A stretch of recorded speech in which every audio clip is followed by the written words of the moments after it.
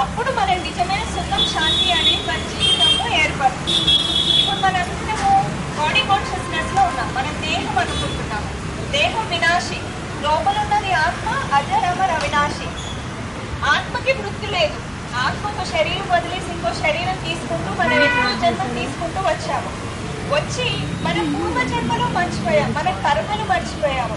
ఇప్పుడు పాపాలు, నేరాలు, ఘోరాలు, అత్యాచారాలు ఎక్కడ చూస్తే అక్కడే ఉన్నాయి. అయితే ఇప్పుడు నిజమైన స్వాతంత్రాన్ని భగవంతుడు శివుడు ఈ సృష్టిపైకి వచ్చి మన దాంట్లో ఆధ్యాత్మికాన్ని ఆయన నేర్పుతున్నారు. ఇప్పుడు మనం ఈ ఆధ్యాత్మికాన్ని మర్చిపోయాం కాబట్టి భగవంతుడు శివుడు శంకరుడి ద్వారా మనకి ఆధ్యాత్మ జ్ఞానాన్ని ఇచ్చి మనుషులని దేవీ దేవతగా తయారు చేస్తున్నారు. ఇప్పుడు అంతకంలో మన దాంట్లో కామము, లోభం, అహంకారాలు అంటే రాక్షసత్వాలు నిండిపోయాయి. మన దాంట్లో అసలు దేవీ గుణాలంటూ కనిపించట్లేదు కదా. సో ఈర్ష, ద్వేషాలు ఇవి రోజు రోజుకి పెరిగిపోతూనే ఉన్నాయి. ఎందుకంటే మనము ఒక ఆత్మని మర్చిపోయాము. అయితే ఇంకా ఎన్నో వివరాలు ఇవాళ మనకు డెలిగేట్ వచ్చారండి ఢిల్లీ నుంచి. ఆయన high court and supreme court advocate. At the same time ఆధ్యాత్మిక్ విశ్వవిద్యాలయంలో 21 years నుండి సపోర్టివ్గా సెమినార్స్ అదంతా కండక్ట్ చేస్తున్నాం. Colleges, schools, old age homes and ఎక్కడైనా ఇలాగే మాకు ఇన్విటేషన్ వస్తే కనుక మేము వెళ్ళేసి స్పీచెస్ ఇస్తుంటాం. కాస్ట్ మేము ఎలాంటి డొనేషన్లు కానీ ఇచ్చినా మేము తీసుకోము. ఎందుకంటే ఇది ఆత్మ కళ్యాణం కోసం, విశ్వ కళ్యాణం కోసము. స్వపరివర్తన సే విశ్వ పరివర్తన. దాంట్లో ఎప్పుడైతే స్వన్న ఆత్మ తంత్రంలో ఉన్నప్పుడే మొత్తం విశ్వంలో కూడా మిషన్స్ అనేది స్ప్రెడ్ అవుతాయి అన్నమాట. ఇంకా మిగతా వివరాలు అమోల్ గారికి ఇస్తున్నాను. మైకు తను మొత్తం ప్రొసీడ్ అయిపోయి మీకు ఒక 25 minutes అలాగా ఉంటుంది సెషన్. మంచి జాగ్రత్తగా విని దాని ఒక లాభాన్ని పొందండి. థ్యాంక్ యూ అండి. ओम नमः शिवाय। ओम नमः शिवाय। 15 अगस्त 1947 को भारत को इंडिपेंडेंस मिला, स्वतंत्रता। स्वतंत्रता हम अगर उसको मोटे अर्थ में समझेंगे तो देश अंग्रेजों का गुलाम था और अंग्रेजों से हमने उनके चंगुल से छुड़ा लिया। भारत जो है वो गुलामी तो 1000 सालों से थी। अंग्रेजों से पहले मुस्लिम राजाएं थे, मुगल साम्राज्य था, दूसरे मुस्लिम आक्रांताएं थे जिन्होंने भारत को, भारतवासियों को गुलाम बना के रखा था। तो हमारा स्वतंत्रता का जो व्याख्या है, डेफिनेशन है, वो लिमिटेड है। अगर हम स्पिरिचुअल सेंस में इसको समझेंगे तो स्वतंत्रता का डेफिनेशन अलग है। 1947 के बाद आज भी हम गुलाम हैं। कोई मन का गुलाम है, कोई इंद्रियों का गुलाम है। कोई बोलता है कि मेरे को डायबिटीज है लेकिन मैं चाय छोड़ नहीं पाता हूँ, मैं चाय पिए बगैर रह नहीं सकता हूँ। तो हम इंद्रियों के गुलाम हैं। इंद्रियां हमें जैसे चाहे वैसे चलाती है। कोई इंद्रियों का गुलाम है, कोई मन का गुलाम है, कोई साधनों का गुलाम है। जैसे आज मोबाइल आ गए, हर एक के हाथ में मोबाइल आ गया, तो छोटे बच्चे से लेके बूढ़े तक सभी गुलाम हैं हम साधनों के। और हम हमारा सबका मन भटक रहा है, किसी का भी मन एकाग्र नहीं है। तो स्वतंत्र का असली अर्थ क्या है? स्व माना आत्मा। आत्मा क्या है? ये शरीर है। This is the body made up of 5 elements. 5 तत्वों से बना हुआ शरीर है। इस शरीर को चलाने वाली जो प्राण शक्ति है, चेतना है, कॉन्शियसनेस है, वो आत्मा है। तो जो आत्मा है वो इमॉर्टल है, अजर अमर अविनाशी, कभी मरती नहीं है। लेकिन आज हम वेस्टर्न फिलॉसफी और जो हमारी एजुकेशन सिस्टम है, इंजीनियर बन जाते हैं, डॉक्टर बन जाते हैं, वकील बन जाते हैं, लेकिन किसी को बोला भगवत गीता में क्या लिखा है, किसी को भी पूछो, किसी को पता नहीं है। मुस्लिम लोगों को पता है कुरान में क्या लिखा है, छोटे बच्चों को भी पता है, क्रिश्चियंस को पता है बाइबल में क्या लिखा है, लेकिन जो हिंदूज है, जो अपने को सनातनी कहते हैं, उनको आज पता नहीं है कि भगवत गीता में क्या लिखा है। भगवत गीता का पूरा नॉलेज अर्जुन को भगवान ने दिया था। और अर्जुन कहाँ खड़ा था? कुरुक्षेत्र के मैदान में। कुरुक्षेत्र का अर्थ है, कुरु माना कर्म, क्षेत्र माना भूमि। ये कर्म युद्ध की भूमि है। आज हम लोग सब युद्ध कर रहे हैं। किसी का क्या परेशानी है, किसी का क्या परेशानी है, किसी का सामाजिक परेशानी है, किसी का अपना पारिवारिक परेशानी है। हम सब कर्म युद्ध में हैं और हम सब नंबरवार अर्जुन है। और भगवान ने अर्जुन को अस्त्र शस्त्र चलाने का ज्ञान नहीं दिया। भगवान ने अर्जुन को जो ज्ञान दिया वो मन को कंट्रोल करने का और चंचल मन को आत्मा में एकाग्र करने का ज्ञान दिया। लेकिन आज अध्यात्म का अभ्यास नहीं होने की वजह से हम भारत का प्राचीन राजयोग, जो भगवत गीता में भारत का प्राचीन राजयोग बताया, उसका मतलब हम भूल गए। भारत का प्राचीन राजयोग जो रामदेव बाबा सिखा रहे हैं, एक्सरसाइज, योगासन और प्राणायाम, ये भारत का प्राचीन राजयोग नहीं है। हम इंटरनेशनल योग दिवस मनाते हैं, लेकिन हम समझते हैं कि एक्सरसाइज करना, योगासन करना, प्राणायाम करना, ये भारत का प्राचीन राजयोग है। भारत का प्राचीन राजयोग अलग है। योगासन और प्राणायाम सिर्फ शरीर को स्वस्थ रखने के लिए, लेकिन आत्मा को स्वस्थ रखने के लिए, आपकी स्पिरिचुअल हेल्थ बढ़ाने के लिए, मेंटल हेल्थ बढ़ाने के लिए, आपके माइंड को पावरफुल बनाने के लिए, आपका विल पावर बढ़ाने के लिए, आत्मबल बढ़ाने के लिए राजयोग अलग है। जो हमें राजयोग की बात बताई है, उसका मुख्य अर्थ बताए, चंचल मन को भ्रुकुटी के बीच में आत्मा को एकाग्र करो। चंचल मन को भ्रुकुटी के बीच में एकाग्र करके परमात्मा से कनेक्शन जोड़ो। ये राजयोग है। आज हमें पता ही नहीं है आत्मा शरीर में कहाँ रहती है और परमात्मा क्या चीज है। आज जो भारतवासी है वो 33 करोड़ देवी देवताओं की पूजा करते हैं, बहुत सारे देवी देवताओं की पूजा करते हैं। तो अनेकों की पूजा करेंगे तो बुद्धि भटकेगी या बुद्धि एकाग्र होगी? एक साधे सब सदे, सब साधे सब जाए। एक को कंसंट्रेट करना चाहिए। तो एक कौन है? एक सबसे ऊंचा से ऊंचा परमात्मा कौन है? अच्छा, परमात्मा एक होता है या अनेक होते हैं? बताइए। एक होता है। लेकिन आज हम लोग क्या किया, हम लोग जिसको मिले उसको परमात्मा बोलना चाहिए। आप तो भगवान है।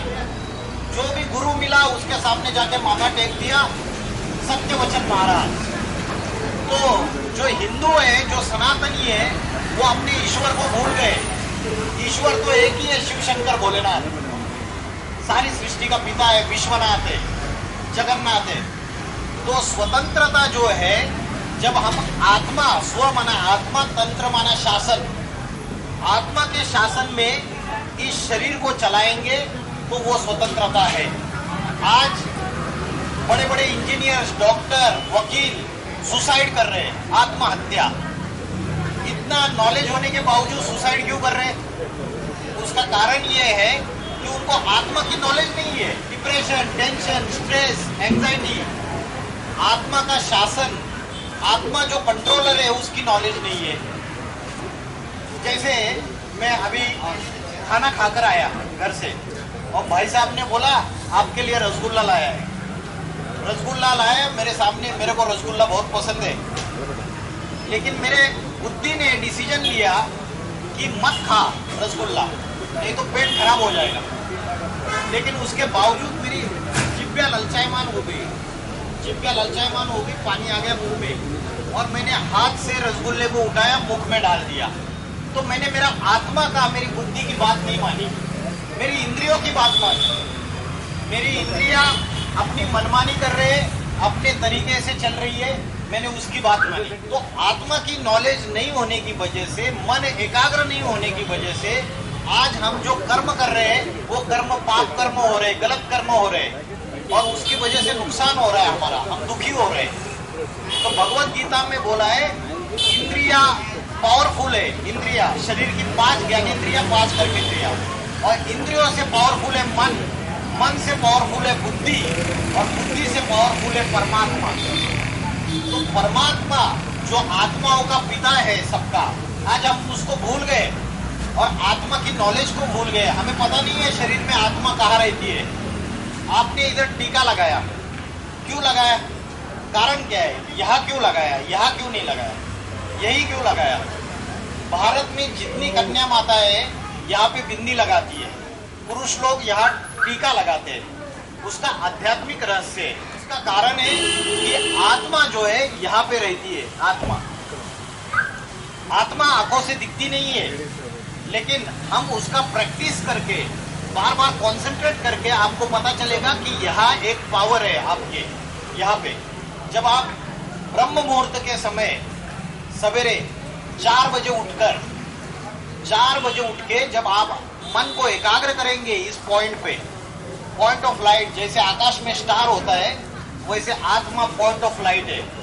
श्रीमद् भगवत गीता में बोला है अनोरणीयाम सम्नुस्मरेत, it is infinitesimal than the atoms and molecules. जैसे एटम होता है, एटम से भी सूक्ष्म है आत्मा। आत्मा इन आंखों से देखते नहीं है, लेकिन आत्मा का अनुभव कर सकते हैं। तो आज आत्मा की नॉलेज को हम भूल गए, परमात्मा की नॉलेज को भूल गए, और भूलने की वजह से हम जो एक्सपीरियंस कर रहे हैं ये स्वतंत्रता नहीं है असली। आज हम फिर भी परतंत्र में है, शरीर के गुलाम है। आज भारत में और भारत के बाहर, आज आप बांग्लादेश का एग्जाम्पल देख रहे हैं, क्या हो रहा है बांग्लादेश के अंदर? छोटी छोटी बच्चियों के ऊपर बलात्कार हो रहे हैं, हिंदू लड़कियों को। क्यों हो रहा है? उसका कारण क्या है? क्योंकि आज की जो डेमोक्रेसी है, जिसको लोकतंत्र या जनतंत्र बोला जाता है, वो फेल हो जाती है कंप्लीटली। क्योंकि अनेक धर्म, अनेक जातियों के झगड़े हैं, धर्मों में झगड़े, जातियों में झगड़े हैं। जब भारत में और सारी दुनिया में अशांति, दुख, व्यभिचार, भ्रष्टाचार, हिंसा, आतंकवाद आदि में बढ़ जाता है, तब कुछ भी कंट्रोल में नहीं रह सकता। आज घर में हमारे फैमिली में 5 to 10 मेंबर्स है, फिर भी घर का जो किया है वो उसको कंट्रोल में नहीं रख पाता प्रॉपरली। लड़के को, अपनी लड़की को, अपने फैमिली मेंबर्स को पूरा कंट्रोल में नहीं रख पाता है। तो ये 130 करोड़ का भारत का देश है, इसमें आज का जो गवर्नमेंट है क्या इसको कंप्लीटली कंट्रोल कर पा रहा है? बांग्लादेश में डायरेक्टली वो शेख हसीना को बोला आधा घंटे के अंदर रिजाइन देके भाग जाओ, नहीं तो छोड़ेंगे नहीं। तो प्रजा के ऊपर जो प्रजा का राज्य है वो बेकायदे राज्य है। आज पहले एक राजा होता था, और राजा और बाकी की लाखों प्रजा होती थी। एक राजा के कंट्रोल में सारा चलता था राज्य। सनातन धर्म के जो परिवार है, उस परिवार में 70-70, 80-80 लोग एक परिवार में रहते थे, और एक चूल्हे पे खाना बनता था, और एक परिवार की जो मुखिया की बात है उसको कोई क्रॉस नहीं करता था, परिवार का कोई सदस्य। तो ये सनातन धर्म के परिवार थे, फैमिलीज थे। आज क्या हो गया? आज फैमिली का टूट फूट हो गया, बंटवारा हो गया, पार्टीशन हो गया, और न्यूक्लियर फैमिलीज हो गए। तो सनातन धर्म की जो ओरिजिनल चीज है गायब हो गई। हम आत्मा की नॉलेज को भूल गए, भगवत गीता को भूल गए, और उसकी वजह से आज हम स्वतंत्रता मिलने के बावजूद पारतंत्र में हैं। अंग्रेज लोगों ने ये जॉब सिस्टम लाया, नौकरी। पहले हम नौकर नहीं थे, हमको नौकर बना दिया।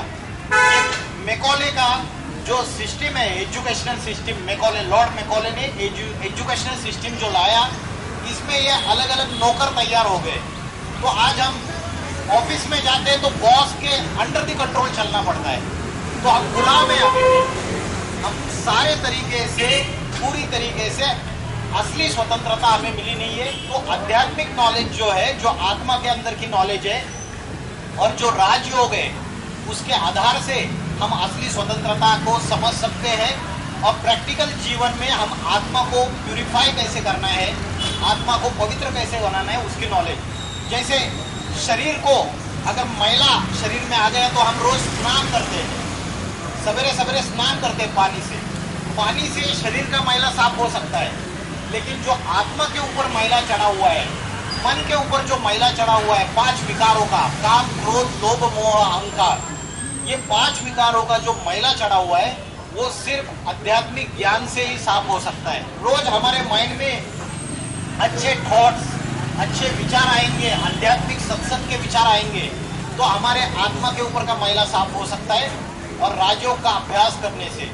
तो इतना बोलकर मैं रुकता हूँ, और भारत की सच्ची स्वतंत्रता लाने के लिए स्वयं परमात्मा शिव ही सृष्टि पर अवतरित हो गए, और उनके द्वारा ही ये पापी कलयुग का अंत और नए सतयुगी दुनिया की शुरुआत होगी।